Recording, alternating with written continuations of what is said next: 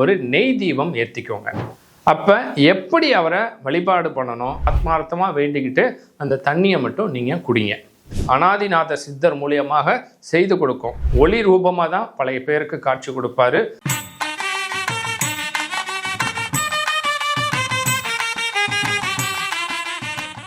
அனாதிநாதரை எப்படி வழிபாடு பண்ணணும்? அனாதிநாதரை வழிபடுறதுனால நமக்கு என்ன விதமான நன்மைகள் கிடைக்கும்? யோகத்திலையும் தவத்திலையும் இருக்கிறவங்களுக்கு பிறப்பு இறப்புங்கக்கூடிய சுழற்சியிலேருந்து விடுதலை கிடைக்கும்.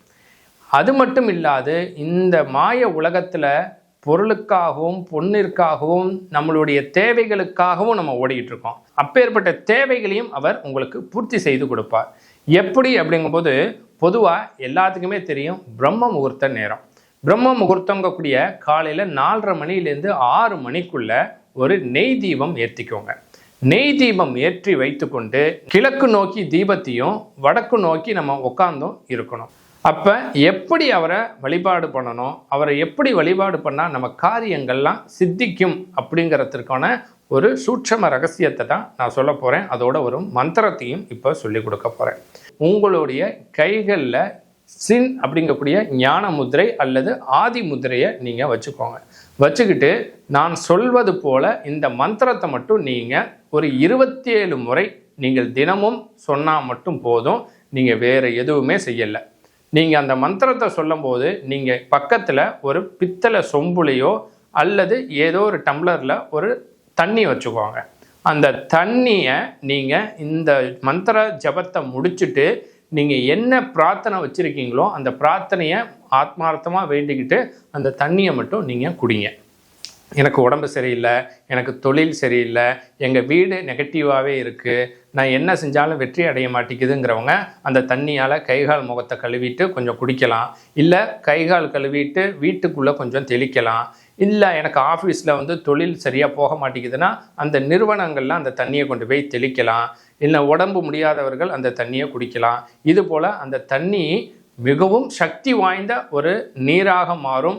அந்த நீங்கள் என்ன வேண்டுறீங்களோ அந்த நீர் உங்களுக்கு அந்த காரியத்தை அனாதிநாத சித்தர் மூலியமாக செய்து கொடுக்கும்.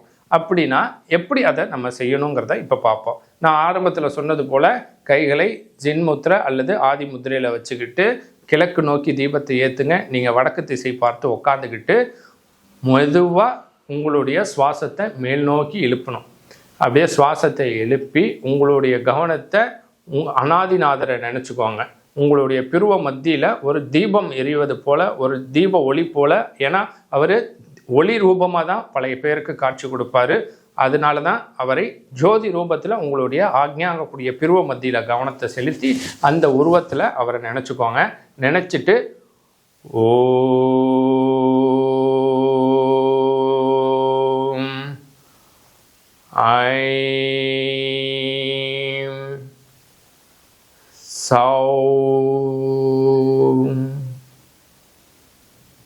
ஐயும்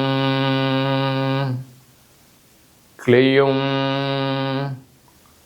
அனாதி நாதர் சித்தர் திருவடிகள் சரணம் அப்படிங்கிற ஒரு மந்திரத்தை மட்டும் நீங்கள் 27 முறையாவது குறைஞ்சது நீங்கள் சொல்லிக்கிட்டு வாங்க.